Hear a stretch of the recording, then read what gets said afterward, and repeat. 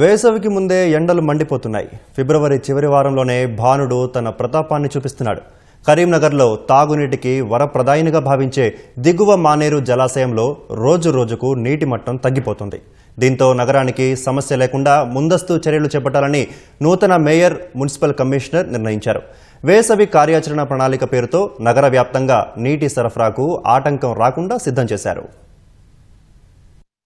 కరీంనగర్ ప్రజల దాహార్తి తీర్చే దిగువ మానేరు జలాశయం నీటి మట్టం క్రమంగా తగ్గుతోంది. ఎల్ఎండి సామర్థ్యం 24 టీఎంసీలు కాగా ప్రస్తుతం 7.7 టీఎంసీల నీరు నిల్వ ఉంది. దీంతో నగరంలో తాగునీటి సరఫరాకు అంతరాయం కలుగుతోంది. కార్పొరేషన్లో కొత్తగా విలీనం చేసిన కొత్తపల్లి మున్సిపాలిటీతో పాటు బొమ్మకల్, దుర్సేడ్, గోపాల్పూర్, మల్కాపూర్ గ్రామాల్లో అప్పుడే మంచినీటి ఇబ్బందులతో ప్రజలు అవస్థలు పడుతున్నారు. వచ్చే ఎండాకాలంలో ఈ సమస్య తీవ్రత మరింత ఎక్కువ అవుతుందని ఆందోళన చెందుతున్నారు.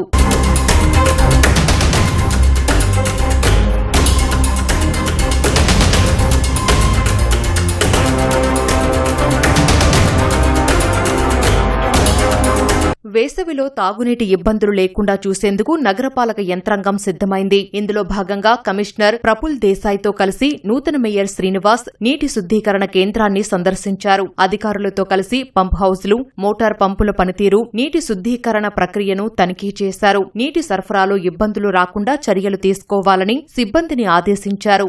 కరీంనగర్లో మంచినీటిని నిరంతరం అందించే విధంగా ప్రజలకు ఇబ్బందులు తలెత్తకుండా ఇక్కడ పర్యవేక్షించడం జరిగింది. ముఖ్యంగా ఈ వేసవి కాలంలో ప్రజలకు మంచినీటికి చాలా ఇబ్బందులకు గురయ్యే పరిస్థితి ఉంది కాబట్టి ఇక్కడ అధికారులతోని ఇక్కడ మనకు ఏమి ఇంకా అవసరం ఉన్నాయి, గేట్ వాల్స్ కానీ అలాగే మనకు బూస్టర్ పంప్స్ కానీ కొన్ని రిపేర్లు ఉన్నాయని మా దృష్టికి వచ్చింది. అధికారులకు ఆదేశాలు జారీ చేయడం జరిగింది.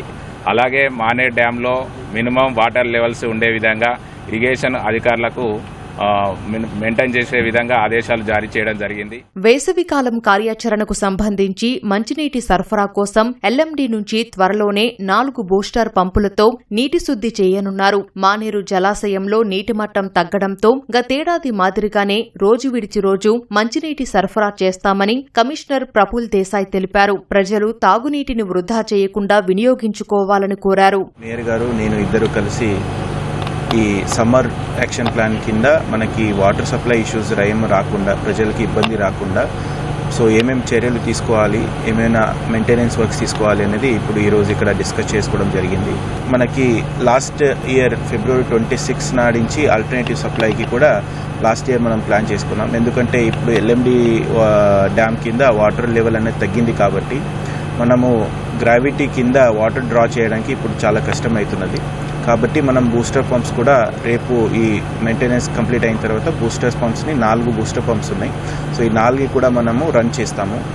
దాని కాబట్టి ఆ బూస్టర్ పంప్స్తో మనము అందరికీ కూడా వాటర్ సప్లై చేయాలని అనుకుంటున్నాం. ఎల్ఎండిలో ఇదే స్థాయిలో నీటి నిల్వ తగ్గితే నగరానికి రోజు విడిచి రోజు నీటి సరఫరా చేయటం కూడా కష్టమవుతుంది. బూస్టర్ పంపులను ఆన్ చేసి నీటిని డ్రా చేస్తూ సరఫరా చేస్తే రానున్న వేసవిలో తాగునీటికి ఇబ్బందులు తప్పవని స్పష్టమవుతోంది. మిడ్ మానేరు నుంచి నీటిని విడుదల చేస్తేనే ఉపశమనం లభిస్తుందని నగర ప్రజలు అభిప్రాయపడుతున్నారు.